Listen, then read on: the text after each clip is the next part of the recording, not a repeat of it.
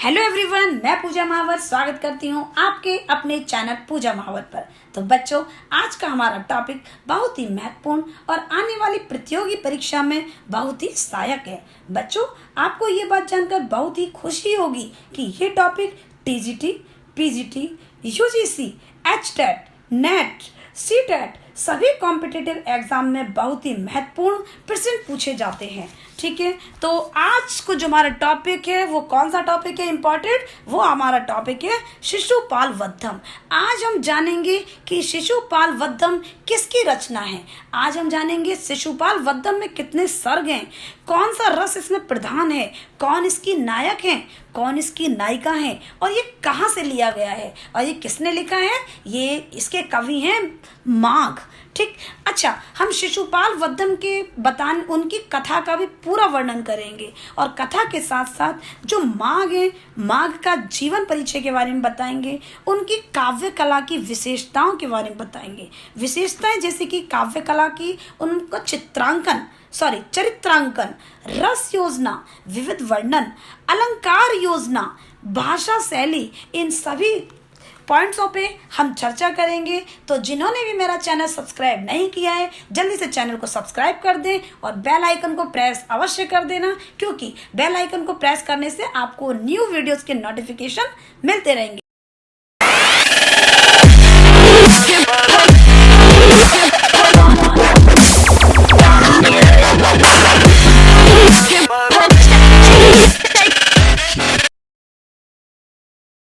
हाँ, तो बच्चों, आपको ये बात जानकर बहुत ही खुशी होगी कि जो टॉपिक मैं आपको पढ़ा रही हूँ उस टॉपिक से संबंधित लास्ट में मैं आपसे क्वेश्चन आंसर भी पूछूंगी। ठीक है, और वो जो क्वेश्चन होंगे बहुत ही इम्पोर्टेंट और बहुत ही महत्वपूर्ण क्वेश्चन होंगे, जो कि वास्तव में जरूर वो परीक्षा में पूछे जाते हैं। ठीक है, तो आइए शुरू करते हैं।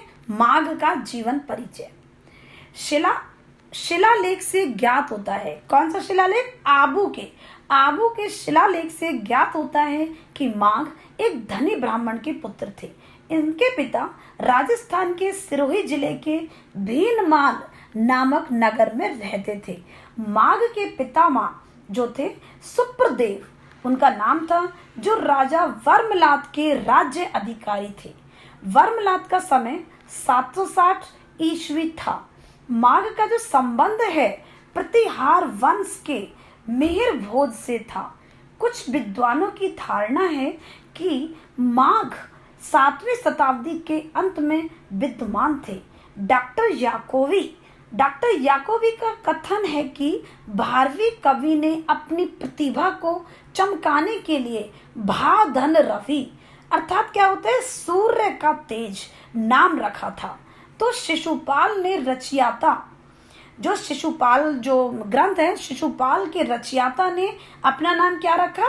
माघ, और जिससे भारवी को नीचा दिखा सके, क्योंकि माघ मास में सूर्य की किरणें शीतल हो जाती हैं, परंतु यह धारणा उचित प्रतीत नहीं होती है।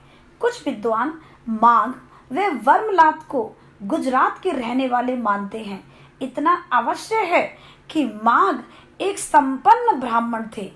पिता से ही इन्होंने शिक्षा दीक्षा प्राप्त की थी, तथा जो पिता के समान ये कैसे थे, ये दानी भी थे। जैसे इनके पिता दानी थे, ऐसे ही जो माघ थे ये भी दानी थे।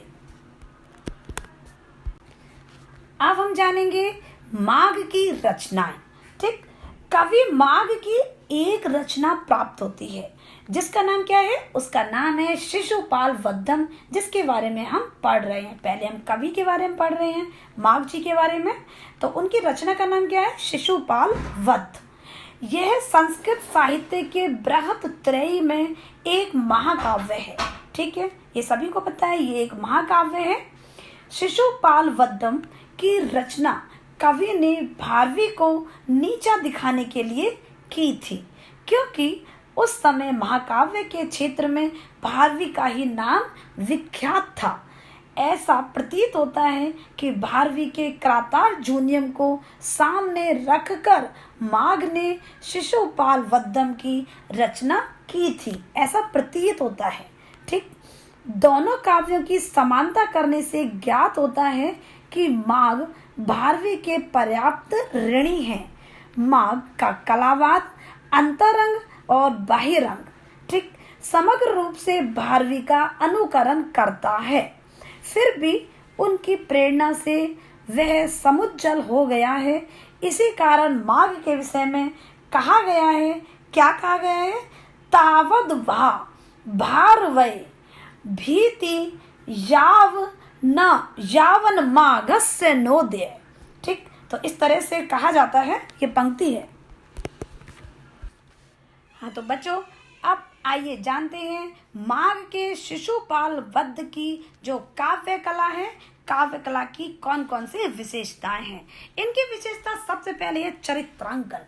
चरित्रांकन में ये जो महाकाव्य है, इसके नायक कौन है? इसके जो नायक हैं वो है श्री कृष्ण।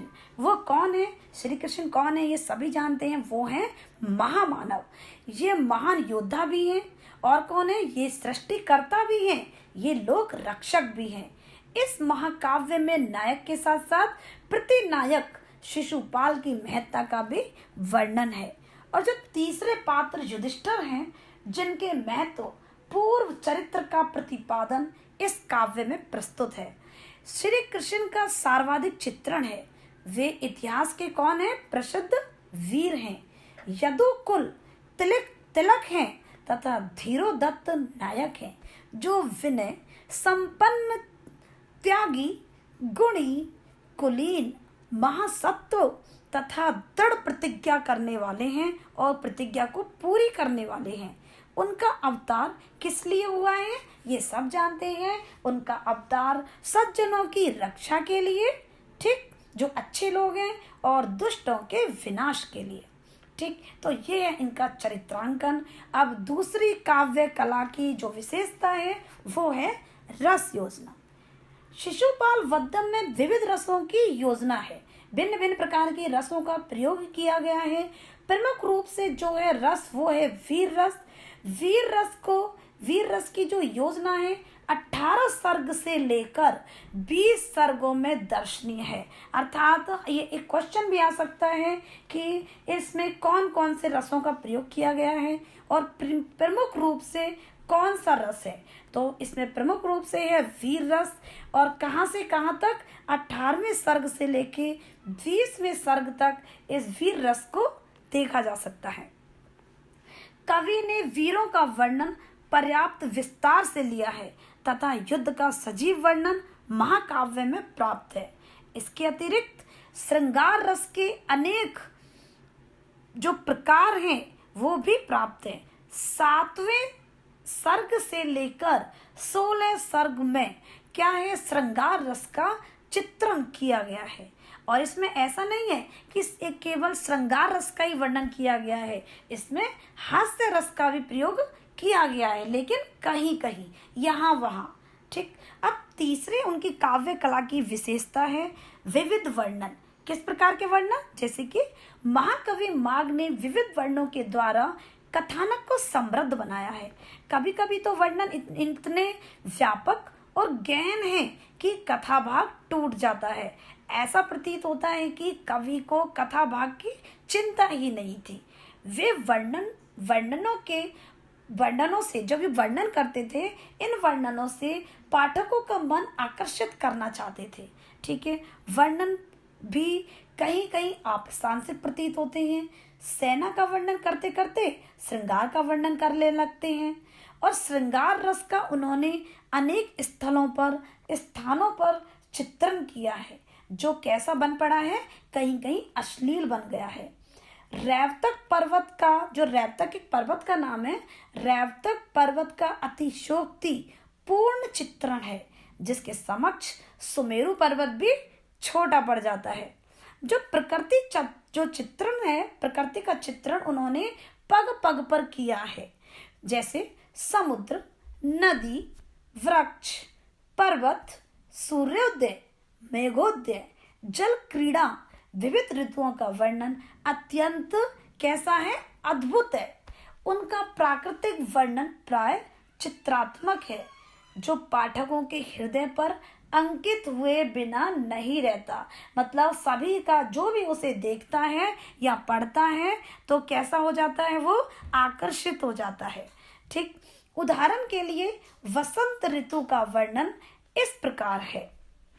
नव पलाश पलाश वनम पुरः स्फुट पराग परागत पंकजम मृदु लतांत लतांतम लोकयत सा सुरभीम सुरभीम सुमनो उभरई।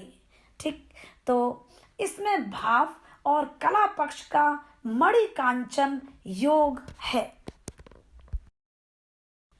तो आइए अब जानते हैं माघ की काव्य कला की अगली विशेषता। अगली विशेषता है उनकी अलंकार योजना।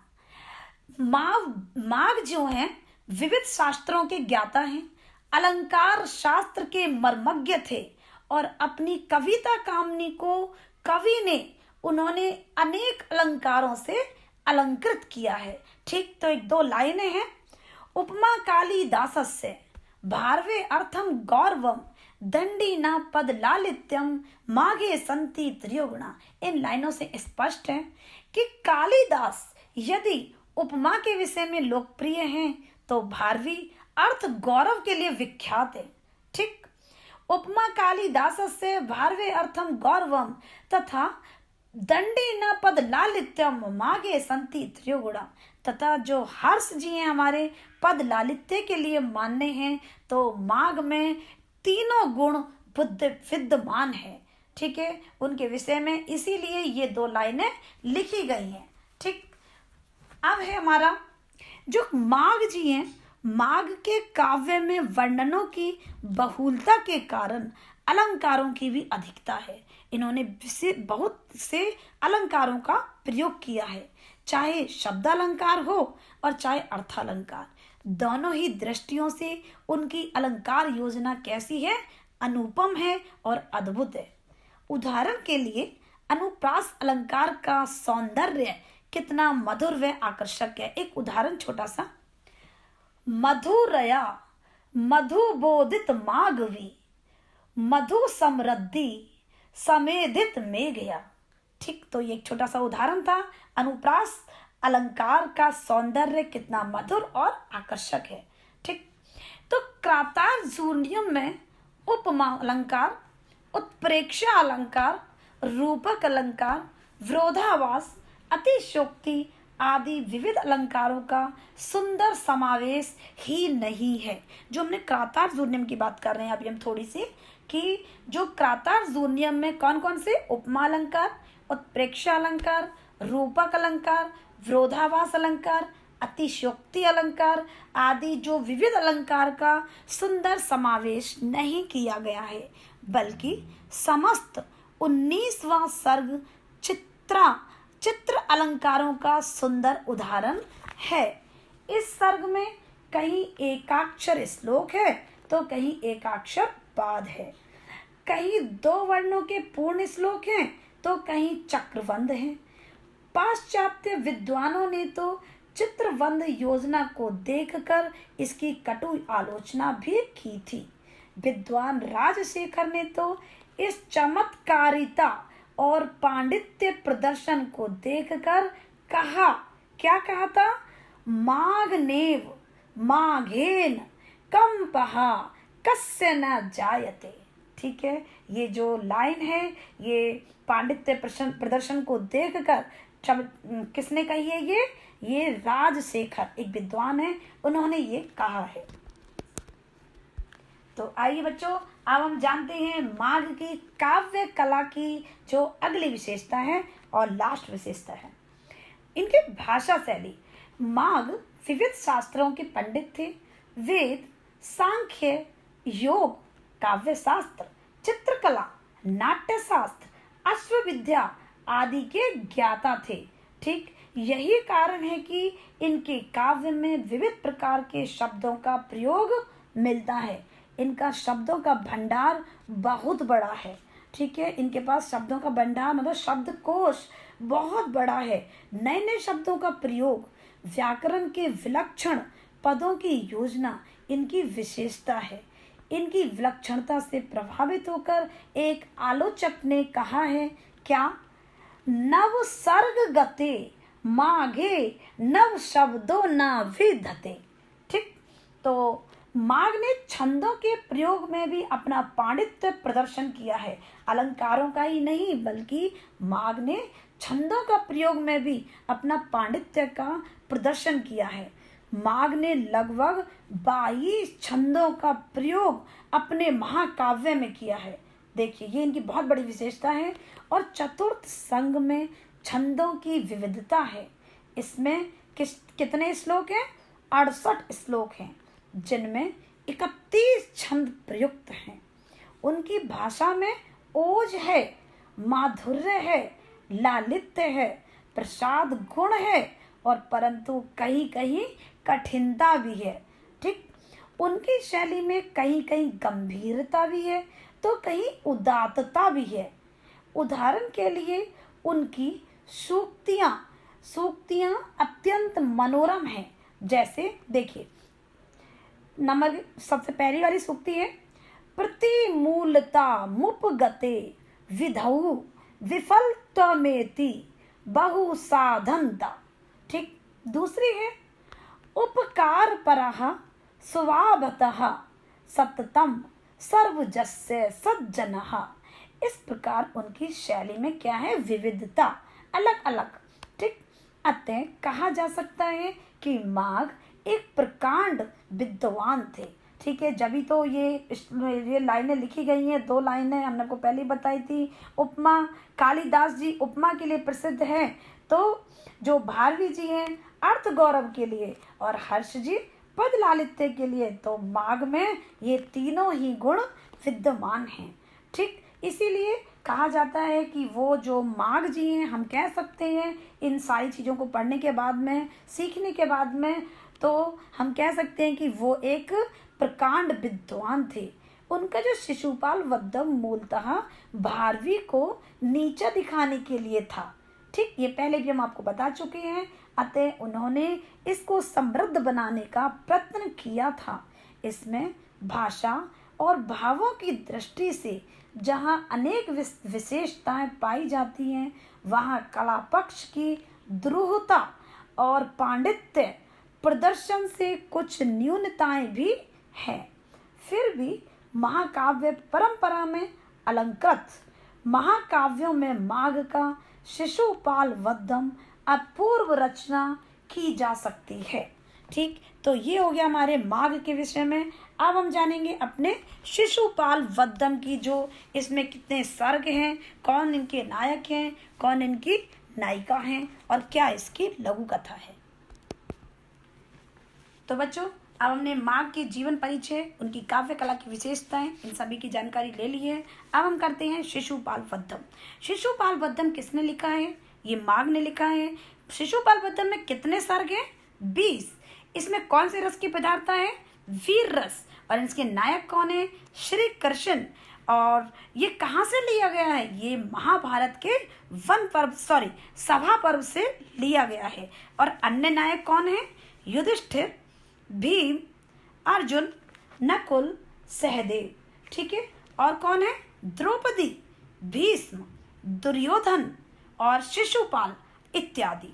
ठीक है, तो ये हैं इनके पात्र और इनमें कितने सर्ग हैं। तो बच्चों, मैं आपको ये भी बता देती हूँ इसमें किस तरह से क्वेश्चंस आते हैं। इसमें इसी तरह से पूछा जाता है कि शिशुपाल वद्द जो रचना है ये किसकी है? 2-3 कवियों के नाम देते हैं और फिर जो सही होता है वो क्या है?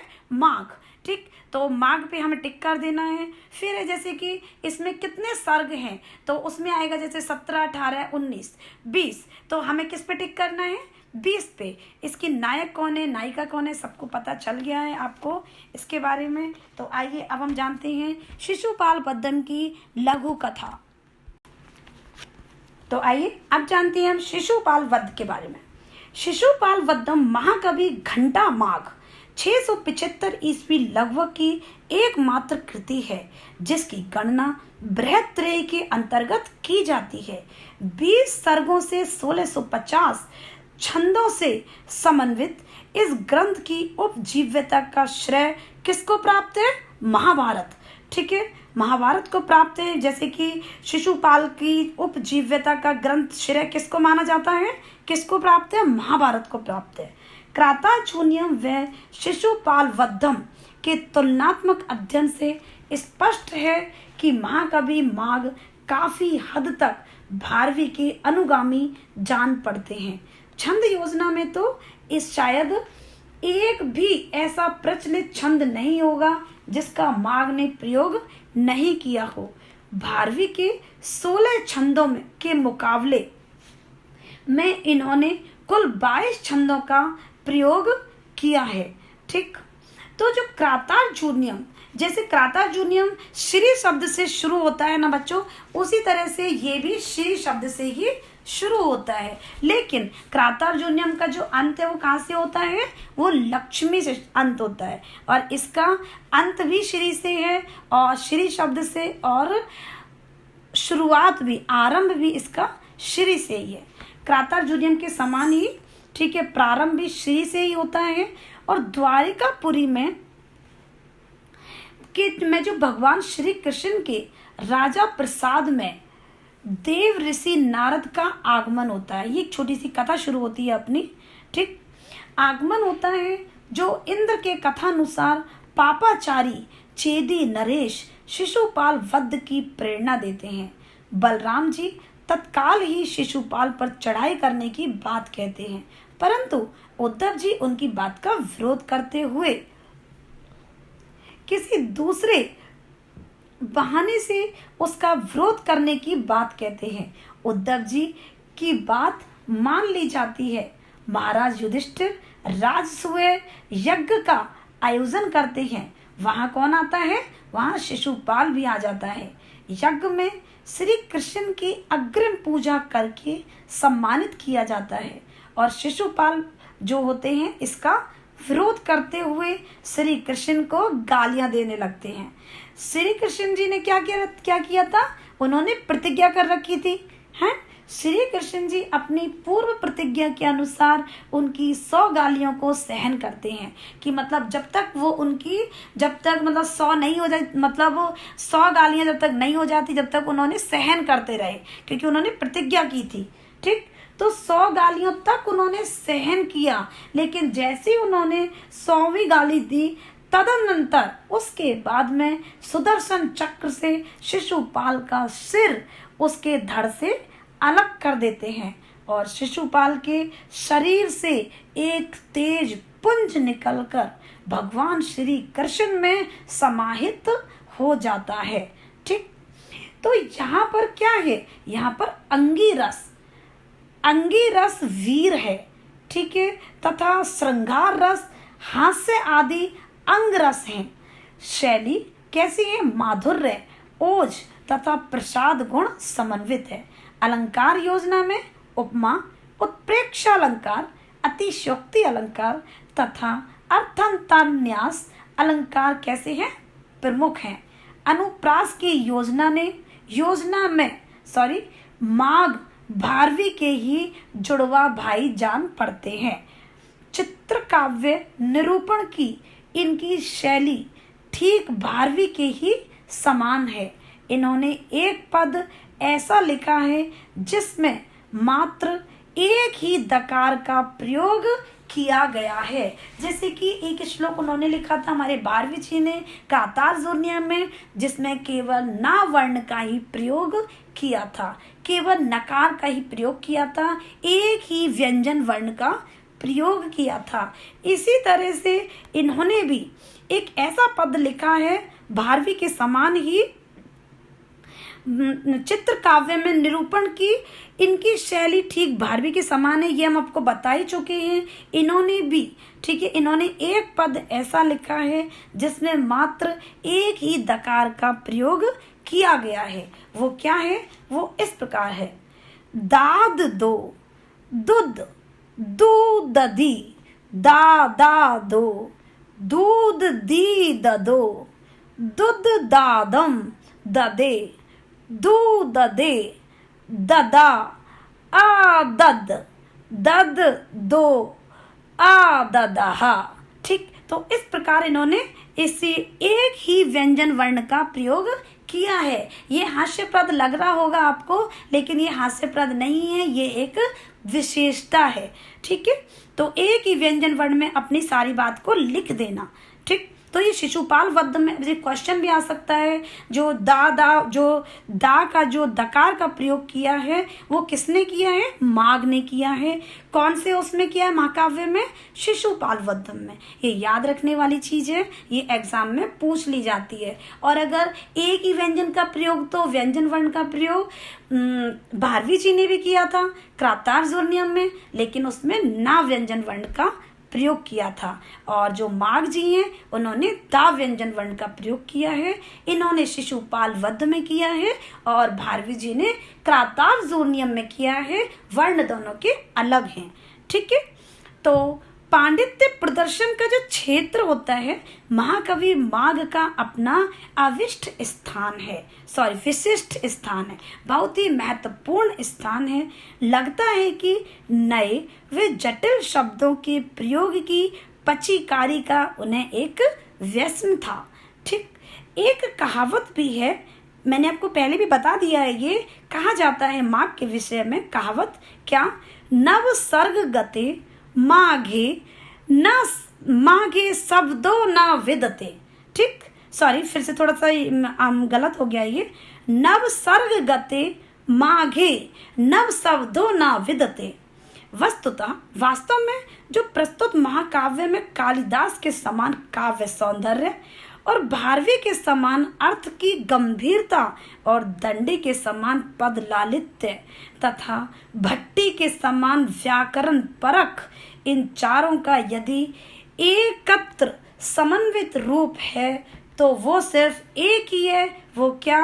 वो है हमारा माघ जी का शिशुपाल वधम। हाँ, तो बच्चों, अब हमारा ये कंटेंट है जो समाप्त हो चुका है, फिनिश हो चुका है, और मुझे आशा है आप सभी को ये समझ में भी आ गया होगा। तो मैंने आपसे कहा था कि इस वीडियो में मैं आपसे प्रश्न उत्तर पूछूंगी। ठीक है, एक गेम की तरह, जिससे कि ये पता चल जाएगा कि बच्चों ने ये जो वीडियो है मन लगा के देखी है कि नहीं, कुछ सीखा है कि नहीं, कितना सीखा है। तो आइए अब हम जानते हैं प्रश्न उत्तर के माध्यम से। लेकिन वो प्रश्न उत्तर पूछने से पहले कुछ 2-3 जो नियम है मैं आपको बता देती हूँ। नियम कुछ इस प्रकार हैं। आपको क्या करना है, मैं आपको जो क्वेश्चन दूंगी आप 10 सेकंड के अंदर उस क्वेश्चंस को पढ़ोगे और 1 मिनट में फिर आप मुझे आंसर दोगे। ठीक है, तो आइए शुरू करते हैं हम अपनी प्रश्नों की श्रृंखला। तो अब हम शुरू करते हैं अपना प्रश्न नंबर 1। प्रश्न नंबर आपको दिखाई दे रहा होगा, प्रश्न कौन सा है, क्या है, मैं पढ़ देती हूँ इसको।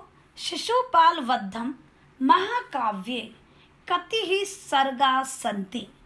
ठीक, शिशुपाल वधम जो महाकाव्य है उसमें कितने सर्ग हैं। ठीक, अब इसमें ऑप्शन भी दिए हैं। ए है हमारा 17, बी है हमारा 18, सी है हमारा 19 और डी है हमारा क्या 20।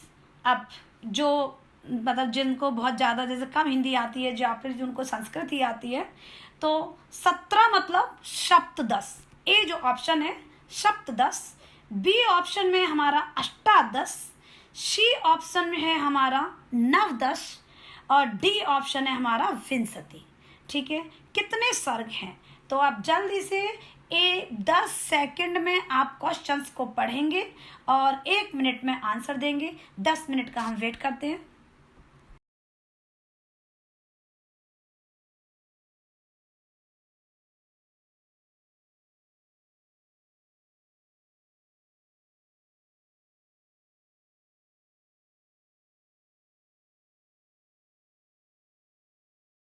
तो आपका सही आंसर है 20। ठीक है, 20 सर। तो बच्चों अब 20 तो है, लेकिन अब 17 किस्में हैं, 18 किस्में, 19 किस्में हैं। मैं क्या है ना, अपने को ये सारी चीज़ें भी जानकारी लेते रहना चाहिए, जिससे कि हमको उससे क्या होता है, हमें अदर चीज़ों की भी जानकारी हो जाती है। 17 सर्ग किसमें है? 17 सर्ग है कुमार संभव में। ठीक है, और 18 सर्ग हैं क्रातार जूर्नियम में और 19 सर्ग हैं रघुवंश में। ठीक है, कि ऐसा नहीं कि भाई ये रघुवंश में कितने हैं हमें तो पता ही नहीं है, कि कुछ भी आ सकता है, जरूरी नहीं है कि ये शिशुपाल वद्दम का ही पूछे। ठीक, तो इसीलिए जो 3 ऑप्शन है मैं उनकी भी आपको जानकारी दे रही हूँ। और शिशुपाल वद्दम में कितने हैं? 20 सर्ग है। ठीक, तो ये हमारा सही आंसर 20। अगला क्वेश्चन आता है हमारा, अब हमारा है क्वेश्चन नंबर 2। ध्यान से देखेंगे स्क्रीन पे। शिशुपाल वद्दम कस्य रचना अस्ति? शिशुपाल वद्दम जो रचना है वो किसकी है? ए ऑप्शन भारवी, बी दंडी, सी माघ, और जो चौथा ऑप्शन हमारा वो है हर्ष। तो आप जल्दी से 10 सेकंड के अंदर पहले क्वेश्चन पढ़ें और 1 मिनट में जल्दी से जवाब दें। तो बच्चों सही आंसर वो क्या है? सभी ने कमेंट बॉक्स में कुछ ने लिख भी दिया है, जो बिल्कुल सही है उनके मार्क्स 10 पॉइंट्स उनके प्लस होंगे, और जिसने दूसरे क्वेश्चन का आंसर दिया उनके 20 होंगे, वो मैं अपने आप करूंगी। ठीक है, तो अब आपका सही आंसर है माघ। ठीक, सी। अब बच्चों सुनिए, जो अपना नियम है, नियम क्या है अपना? और भी चीजों की जानकारी। आपको अगर ये चीज अच्छी लगे तो कमेंट बॉक्स में जरूर लिखना, हम तभी आगे वाले क्वेश्चनों को भी ऐसे ही रिपीट करेंगे, और नहीं तो आपको सही आंसर बता देंगे। ठीक है, तो जो ए ऑप्शन है हमारा भारवी, भारवी की जो रचना है वो कौन सी है? क्रातार जूनियम। नंबर 2 दंडी की जो रचना है वो है 10 कुमार रचितम। ठीक है, चरितम सॉरी। फिर है हमारा डी हर्ष, हर्ष का है नैस दिए चरितम। ठीक, तो पेपर में कुछ भी आ सकता है, वो भारवी का भी पूछ सकता है और दंडी जी का भी पूछ सकता है, हर्ष का ही पूछ सकता है। जरूरी नहीं है कि हमने शिशुपाल वद्दम पढ़ा है तो वो शिशुपाल वद्दम के ही पूछे। ठीक है, तो आइए शुरू करते हैं हम अपना प्रश्न नंबर 3। तो आइए शुरू करते हैं हम प्रश्न नंबर 3। शिशुपाल वद्दम जो महाकाव्य कति श्लोका संति? शिशुपाल जो वद्दम जो ग्रंथ है, महाकाव्य है, उसमें कितने श्लोक हैं? तो ऑप्शनों को जानते हैं। सबसे पहले ऑप्शन नंबर 1 1650, 2 3538, फिर है हमारा 3 1400, फिर है हमारा 1550 डी ऑप्शन। तो जल्दी से आप मुझे आंसर बताइए 10 सेकंड सॉरी 1 मिनट के अंदर। तो बच्चों सही आंसर है हमारा ऑप्शन ए 1650। ठीक, तो आइए शुरू करते हैं हम अपना प्रश्न नंबर 4। शिशुपाल वद्दम ग्रंथस्य आधार ग्रंथः कः आसीत्? शिशुपाल वद्दम जो ग्रंथ है उसका आधार ग्रंथ कौन सा है? Option number 1 Ramayana, number 2 Mahabharata, number 3 Purana, number 4 Veda. तो जल्दी से सही आंसर बताएंगे। 10 सेकंड के अंदर प्रश्न पढ़िए और 1 मिनट में आंसर दीजिए। तो बच्चों सही आंसर है हमारा ऑप्शन बी, जो कि क्या है? महाभारत। तो आइए शुरू करते हैं प्रश्न नंबर 5। तो आइए शुरू करते हैं प्रश्न नंबर 5। तो बच्चों मुझे आशा है आप सभी को खूब मजा आ रहा होगा, इंटरेस्ट ले रहे होंगे, और अगर आपको वास्तव में बहुत अच्छा लग रहा है तो जल्दी से अच्छे कमेंट करें और वीडियो को लाइक करें, शेयर करें, चैनल को सब्सक्राइब करना बिल्कुल ना भूलें, क्योंकि मैं ऐसी वीडियोस जल्दी लाती रहूंगी और मैं आपके लिए अच्छे से अच्छा करने की पूरी मेहनत करूंगी, कोशिश करूंगी। ठीक है, तो आइए शुरू करते हैं हम अपना प्रश्न नंबर 5। शिशुपाल वद्दम ग्रंथे मुख्य रसः किम अस्ति? ये हमारा क्वेश्चन। अब इनके ऑप्शन देखेंगे। नंबर 1 वीर रसः, नंबर 2 श्रृंगार रसः, नंबर 3 शांत रसः, नंबर 4 करुणा रसः। तो बच्चों जल्दी से आप मुझे इसका आंसर दीजिए। 10 सेकंड में क्वेश्चन पढ़िए और 1 मिनट में आंसर दीजिए। हाँ, तो बच्चों मुझे आशा है आप सभी ने ये आपको अच्छा लग रहा होगा। और तो अब हम जानते हैं सही आंसर। सही उत्तर है इसका वीर रस। ठीक, तो बच्चों मुझे आशा है आप सभी को वीडियो बहुत ही पसंद आई होगी। कुछ नई भी है, कुछ अलग है, क्योंकि इस तरह की वीडियो मैंने पहली बार ही बनाई है। अगर आपको क्वेश्चन आंसर इस तरह से पूछना अच्छा लगता है तो आप मुझे कमेंट बॉक्स में ज़रूर लिखें। मैं आपके लिए अभी मैं ट्रिक भी बनाने वाली हूँ कि किस तरह से क्या करना है। मैं आपको ज़रूर अब बहुत अच्छे से मैं आपको सब कुछ समझाऊंगी। इन सब के बाद में मैं आपको चार्ट भी बना के बताऊंगी, मैं आपको सब कुछ करूँगी, ठीक है। तो इसीलिए आप वीडियो को ज़्यादा से ज़्यादा लाइक करें, शेयर करें, चैनल को सब्सक्राइब करना ना भूलें। तो आप पढ़ते रहिए, सीखते रहिए और पूजा महावर चैनल पर बने रहिए। नमस्कार।